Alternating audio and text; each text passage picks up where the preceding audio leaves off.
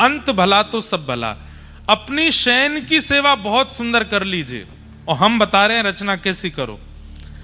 रात्रि में जब ठाकुर जी को शयन कराते हैं, उस समय जो ठाकुर जी का मंदिर है, कक्ष है, सारी वहां की लाइटें बंद कर दो, सुंदर 2-4 दिया जलाओ।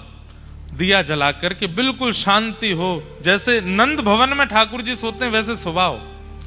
फिर ऋतु के अनुसार जो इत्र चल रहा है, अब जैसे अब हिना का इत्र प्रारंभ हो गया, हिना का इत्र, शमामा का इत्र लो, थोड़ा सा हाथ में मल लो।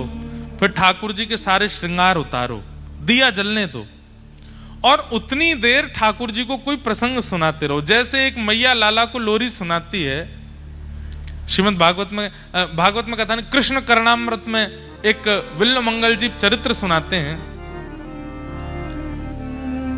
मैया यशोदा लाला को राम कथा सुना रही है।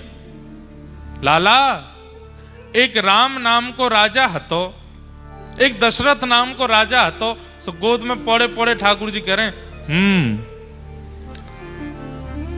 मैया धीरे धीरे वस्त्र उतार रही है। दिन भर तो भारी वस्त्र पहने, रात में हल्के पहनेंगे, तो ठाकुर जी कथा में मन लग जाता है तो प्रेम से तैयार हो जाते हैं।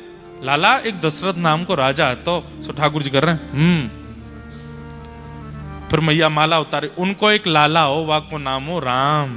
ठाकुर जी बोले मंद मंद मुस्काते जा रहे हैं, मेरी कथा सुना रही है मैया मोए। अच्छा मैया, फिर का भयो? लाला, उनको एक छोटो भैया है, तो उनको नाम हो लक्ष्मण। सभी ठाकुर जी बलराम जी को देखने लगे, यही तो थे पूर्व में।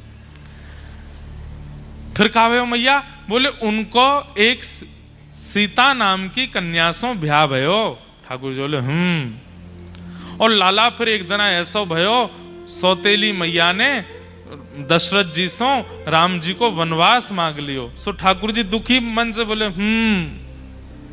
फिर बोले राम जी वन में गए और लक्ष्मण भैया और उनकी पत्नी सीता जी उनके संग गई। ठाकुर जी बोले फिर एक दिन लाला कहा भयो? बोले कहा भयो? बोले पंचवती के तट पर दुष्ट रावण आयो। सोई ठाकुर जी क्रोध में बोले छोटे से गोपाल जी, और राम जी तो गए वन खेलवे के काजे, और वह दुष्ट रावण ने आकर के सीता जी को हरण कर लियो। जैसे ही ठाकुर जी ने सुनी रावण ने सीता जी को हरण कर लियो, तुरंत ठाकुर जी उठ के खड़े हो गए। लक्ष्मण, मेरा बाण लेकर के आओ, मेरा धनुष कहाँ है? इस रावण को मैं आज देख लूंगा। उस दिन तो मैं कहीं और चला गया था, सीता जी का हरण